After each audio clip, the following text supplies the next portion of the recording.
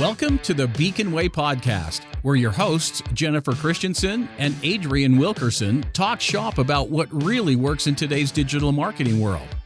As the co-founders of Beacon Media and Marketing, Jennifer and Adrian have been a part of digital marketing since its early stages in the mid-2000s. Tune in as they shine light on what works and what doesn't in the ever-changing world of digital marketing for small businesses.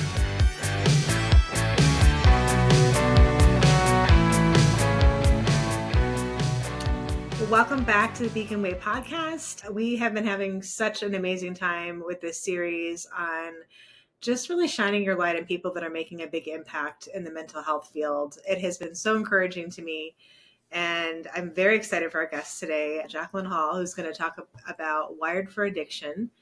And as she was saying right before we got on, hopefully she's got some things to share that maybe you guys are not aware of. I'm not aware of what's happening with this organization and how it impacts mental health.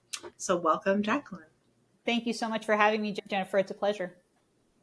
Let's just dig right into it. For the listeners who don't know Wired for Addiction and what this is about, can you give just maybe a 1-minute overview of what the organization is and how you're part of it?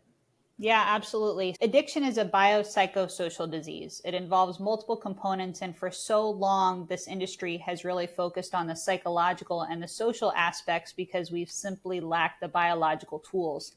Since the completion of the human genome in 2003, science has really accelerated with what we know about our DNA, our neurotransmitters, and how that all interacts with the environment. Wired for Addiction, we came on the scene in 2020. Our research and development started way back in 2006, and we started working primarily with criminal defense attorneys. So we had to pick a name that was very stigmatizing, that made you stop in your tracks. We were very efficient at that, right? It's a name that says Wired for Addiction. How is this possible? As we began to expand in the marketplace, we realized that there were a lot more people that were in different aspects of behavioral health that were interested in learning more about their physiology. So we're actually expanding into Wired Biohealth as of next week. So your listeners hear it first from me.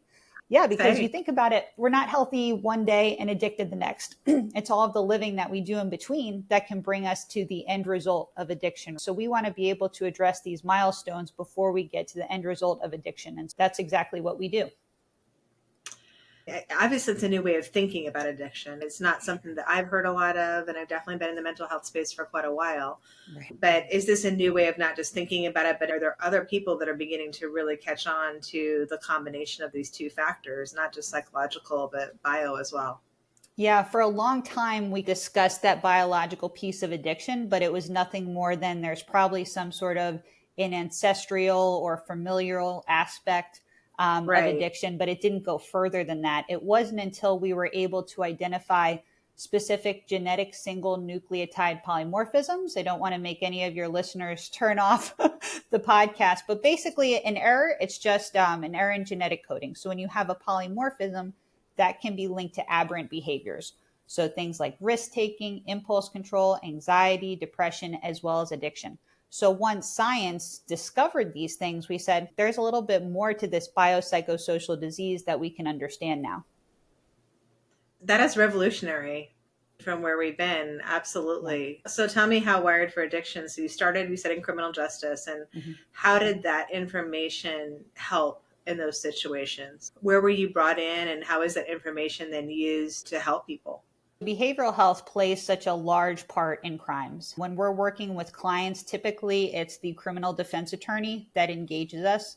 It's a client facing charges related to alcohol, sex, drugs, gambling, sometimes mental health. And this is really an opportunity to have objective documentation of a condition that's better treated medically rather than penalized legally, be a part of the case. It's not to say that if someone commits a crime, they should go unpunished, but certainly if mental health played a role in the crime, it needs to play a role in how we're going to rehabilitate the individual. Yeah, I love that. I'm a huge believer in that. I'm involved in quite a few projects in homelessness, and mental health is often a huge component of that. And when people are treated, this is on a very small scale, but when people are treated humanly, that part first, and looking at community and looking at all the other things that affect those decisions, I've seen incredible transformations and success. And when you add science to it, that's the piece we haven't even been looking at. But I've already seen enough anecdotal evidence that I know we're missing the boat on just labeling somebody either a criminal or you're an addict and then you can't be helped. That's not helping our society at all. No. And quite frankly, this empowers judges to feel like they're giving the most comprehensive and well-informed sentence that they can, because previously you're just relying on somebody says, I'm sorry, here's all the things that were stacked against them, but there's really no hard objective facts to say this person needs help and here's how we're going to help them. Yeah. I'm the newly elected chairperson of the Florida Justice Center.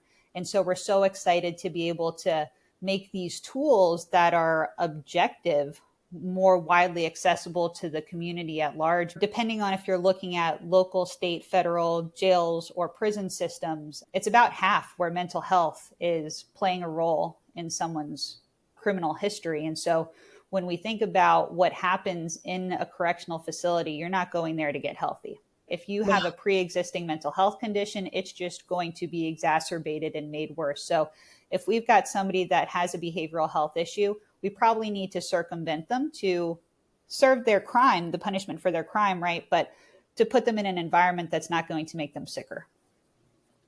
And that just not only benefits them, but benefits all of us, right? Absolutely. Yeah. It's still part of the community. The ultimate goal is for somebody to be released and go on to be a productive citizen, right? And so how do we expect that to happen if mental health played a role in their crime and we don't give them the services? They're going to recidivate, right? I'm based out of the state of Florida. We have a recidivism rate around 24%. That's not just expensive for economy to our workforce, but that's detrimental to families and community systems at large. So we need to do all we can to support people who say, I want to get back on my feet and do the next right thing. I love that. So this is probably jumping ahead a bit, but now I'm thinking about this on a much bigger scale. It's very exciting. So in your ideal world, 20 years from now, 10 years from now, what would this look like on a massive scale throughout the United States? What would the outcomes be? Where would this be applied besides even criminal justice?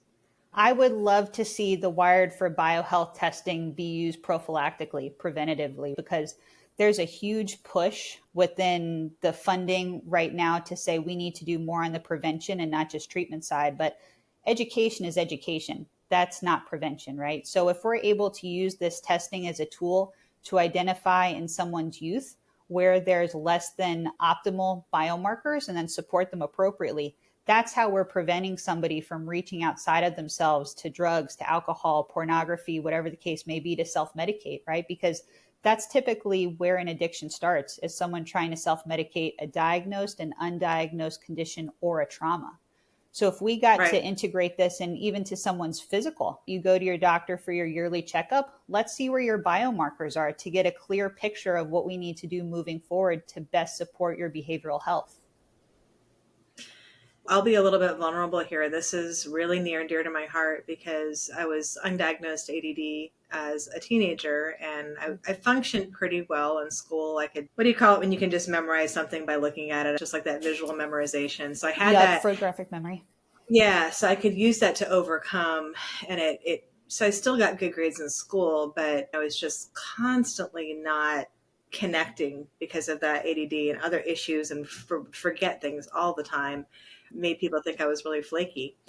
And so I went into some definite behavioral health stuff as I got into my young 20s that was not healthy for me, not positive. And I really didn't come out of it to my 30s and then actually got a proper diagnosis. I actually don't use any meds or anything. But as soon as I found that out, I guess this is the point of my story. As soon as I found that out, it explained so many things because I was fighting so hard to be a good person. Yeah. And yet was constantly labeled as either flaky or forgetful, or you hear that enough and you start believing that about yourself. But some sort of, even in that case, something that would have told me that back when I was 16 would have been, okay, I'm obviously not trying to do this. This is literally the way my brain is wired. And now I've been able to obviously have a very healthy life, a productive life, have a good life, and work around it. And I'm really open with people about it. But I'm just thinking about people that, I mean, what would that look like if we did the preventative testing, then what would that person then do? Would it be something like, okay, these are the things that are going to help you? Do we have things like we do now for ADD that could help people? Yeah, you're absolutely right. And your story sounds very similar to a lot of our clients, because you think about traditionally how someone is diagnosed, it's all based on vocabulary. So it's your vocabulary, it's your physician's vocabulary. So what if you have different ways of explaining your feelings? That can yield different diagnoses, which yield different treatment plans or prescriptions. So through our testing, we're providing objective biochemical pathways, right? These biomarkers that say, okay, there's an inequity here, there's a deficit, there's too much of this. And then we make recommendations accordingly. So when we create a plan for somebody, we're looking at biosynthesis precursors just to fill the gaps, right? So rather than jumping to an end pharmaceutical of something that has to be used, we're not just chasing symptoms, we're figuring out where is this problem fundamentally and then supporting there. And in my opinion, it's the perfect case scenario, because if you have children who diagnosed ADHD early, they're put on some sort of stimulant. So let's say a Ritalin or another ADHD medication, and then they turn 18 and they're still looking towards something outside of themselves, like a pill, to feel better, right? Why are we shocked Right. when somebody goes on to develop an addiction? We've told them this is how you feel better, right? Right. So that's another means of prevention, is saying, let's figure out actually where the problem is instead of what the problem sounds like it might be. I love that. I don't know. Are you familiar with Dr. Amen at all? Yeah, Dr. Amen, we see a lot of his clients. Yep. Do you? Yeah. Yeah, I don't necessarily agree with everything, but I love some of the approaches and the things that he's talked about, because as you can imagine, all three of my kids have various similar things that I grew up with. But being aware of that, I was able to talk them through that. Actually, none of them went on Ritalin. And I'm not saying that's terrible. I'm just saying for my kids, we worked on other solutions. Sure. But I love what he talks about of the brain. It's everything that you're saying, as far as it's all comes down to the vocabulary of how people describe what's wrong with them versus us actually looking at the scientific, what is actually going on in the brain. Yep. And I had not thought about that. Like, we've come so far with science, with our heart and lungs and the rest of our body, but our brain feels like the thing that's been left out in a way. Yeah, absolutely. And that's really why our founder got started in the work that she does, is because so much of healthcare had evolved, but for some reason, substance use disorder treatment was living in the dark ages. And I think a lot of that has to do with the stigma around the disease of addiction, right? We still have a whole tribe in the medical community that would disagree that it's a disease. And it makes sense. Why? Because when you look at the definition of a disease, it's any deviation that's harmful to the normal structural or functional state of an organism. So if you're only looking at the psychological and social components of addiction, it can be a hard sell to say that it's a disease.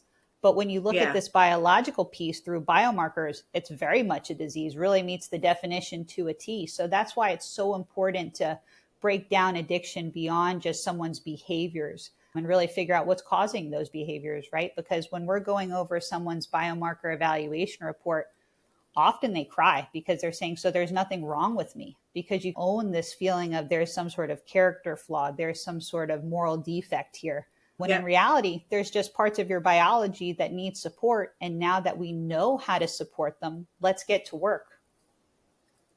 I love that. It's really, what an encouraging thing to be a part of.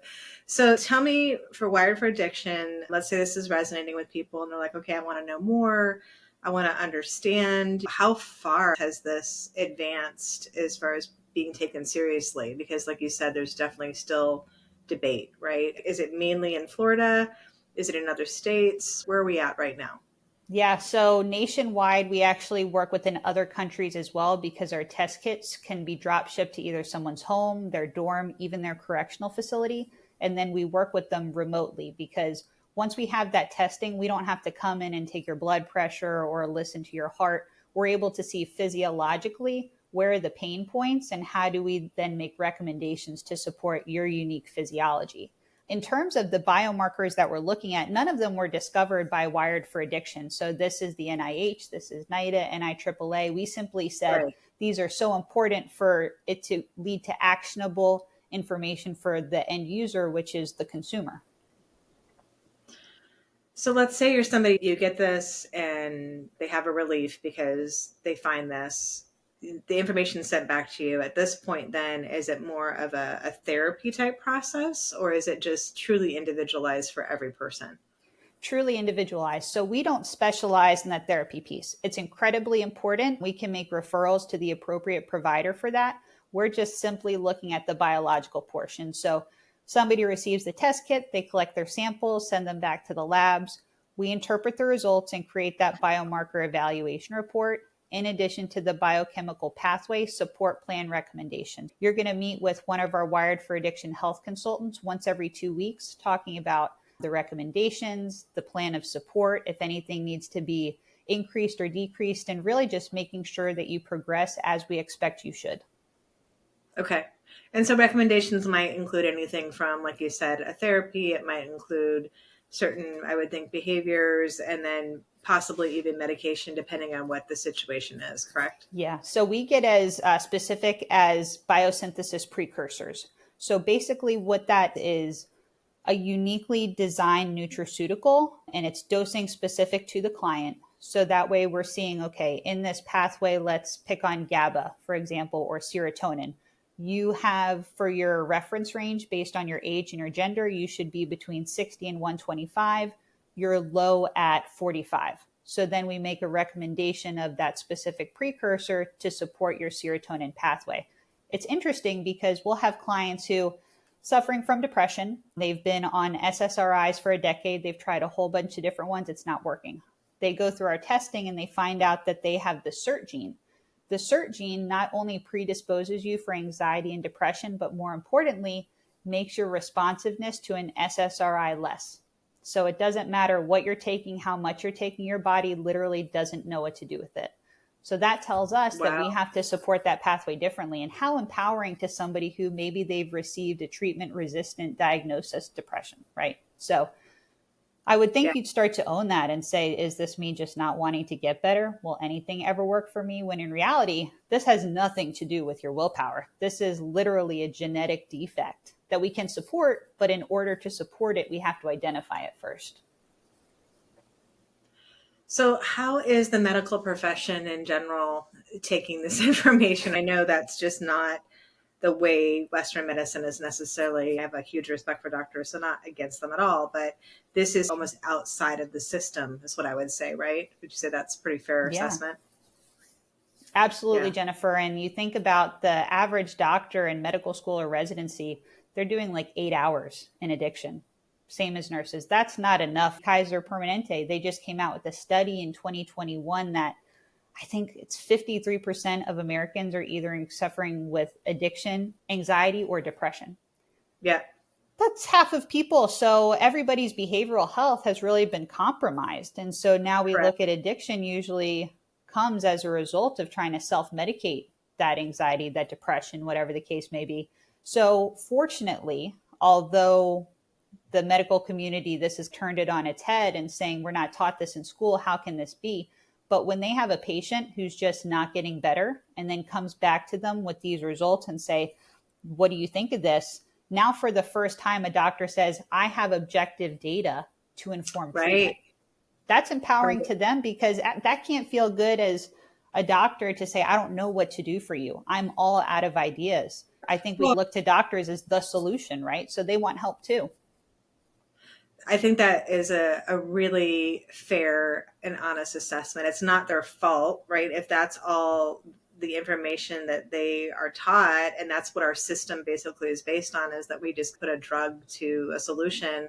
But if we're not really getting to the root of the problem, some of the clients that we work with are more in like the functional medicine, mental health field, like even a crossover to that. And that is something I hear a lot, is just trying to get to the root, trying to get to the symptoms, but trying to understand what is causing this. If I could describe what you guys are doing, that's really it. You're getting to the root of the problem.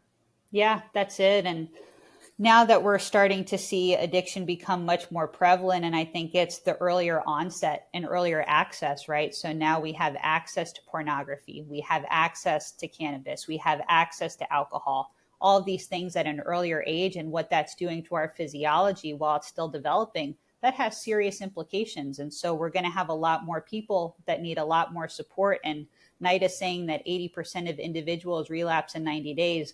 we can't keep on this wheel, because we're going to have a whole generation of children who become adults, who become parents, that their physiology is not equipped to live a productive and happy life. Yeah, I completely agree with that. It's a massive issue. And even if this is part of the solution, it's a huge answer. Yeah, absolutely. Which is wonderful.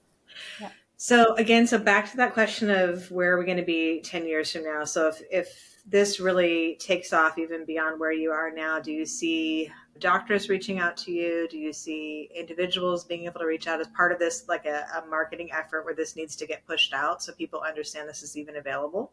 Yeah, it is. The only way to consume a good is to know that it exists, right? So the more doctors that have access to us, the more individuals who have access, the more attorneys that have access, the more people that are ultimately going to be served, not necessarily better, but more comprehensively to address their behavioral health.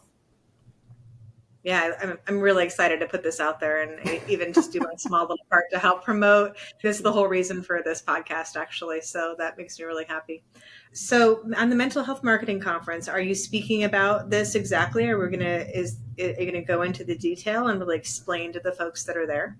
We're going to dive deep into the panel, into the biomarkers, why we've selected the ones that we have. So our panel includes 85 biomarkers. I'm going to talk about why we picked those ones, what they work on in terms of behavioral health, and then go through 2 case studies. So we're able to work with individuals as young as 2 years old all the way up to 98. So I've selected 2 case studies. One is a young adult and one is a pediatric client.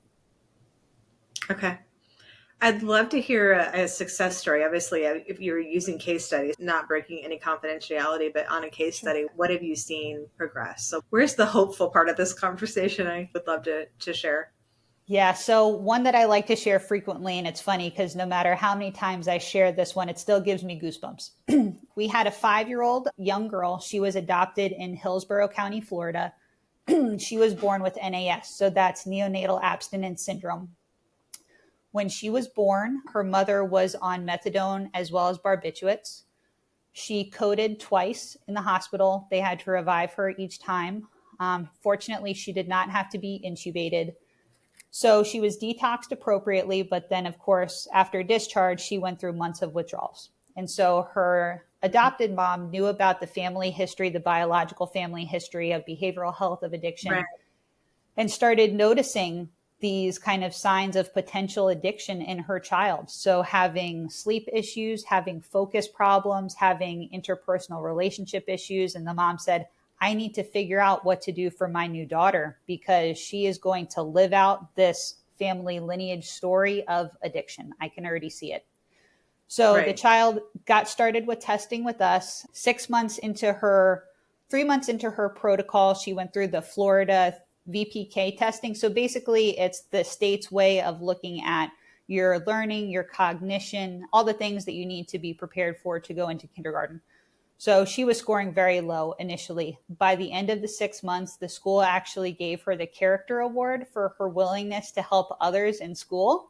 And she's, wow. She started piano lessons. Her family life really just exploded. And the mother attributes it to this biochemical support, because without this, her daughter would have likely began to self-medicate, right? These feelings of I can't focus in school, nobody likes me, nobody gets me, I'm starting to withdraw, things that would make sense giving her physiology, right? But what can be measured can be managed. And so starting at that, at such a young age of 5 years old, you think about how somebody's life has changed through testing. And so I always love to share that one because to me, that's the perfect case scenario. That is what prevention looks like. Somebody being armed early with the facts of their physiology to know they don't have the wiggle room to try it even just once because they are wired to self-medicate. That gives me goosebumps. That is awesome. I hadn't even thought about, honestly, that age.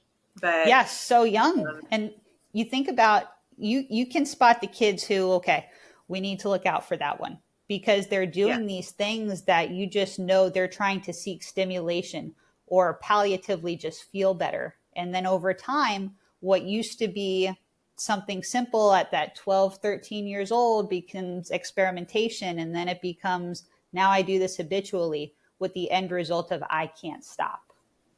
Yeah. I have enjoyed this so much, Jaqueline. Thank you so much for sharing. I'm very excited to get this out, to help promote, to learn more about it at the Mental Health Marketing Conference. And is there anything else that you really want the listeners to know, or anything else that you feel like we didn't cover that would be helpful? Obviously, find you online, right? wiredforaddiction.com. And this can all be done online as far as ordering the test. Correct. Yep. And you're going to get to meet with one of our health consultants for a complimentary consultation. So that way you can learn more about our services, make sure it's a right fit for you. But I would just want to leave your listeners to feel empowered, to know that if you've been feeling a certain way, if you think that this isn't normal, the way that you feel, if you recognize that you have been self-medicating, there are solutions out there. So don't feel like you're trapped by your family history. Even if you come from a long line of people who self-medicated, the story can end with you right there, because we have now the tools to support.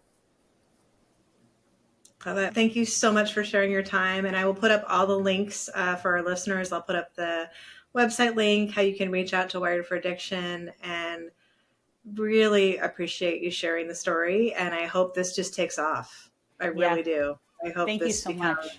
part of the good solution. I appreciate it, Jen. Thanks for listening to this episode of The Beacon Way. We hope you enjoyed it and had some good takeaways. Please subscribe so you don't miss a single episode. And if you've enjoyed the show, please give us some stars on your podcast channel of choice. For more information, tips, and notes from the show, check us out at beaconmm.com. For more information on how Beacon can help market your business, email us at welcome@beaconmm.com.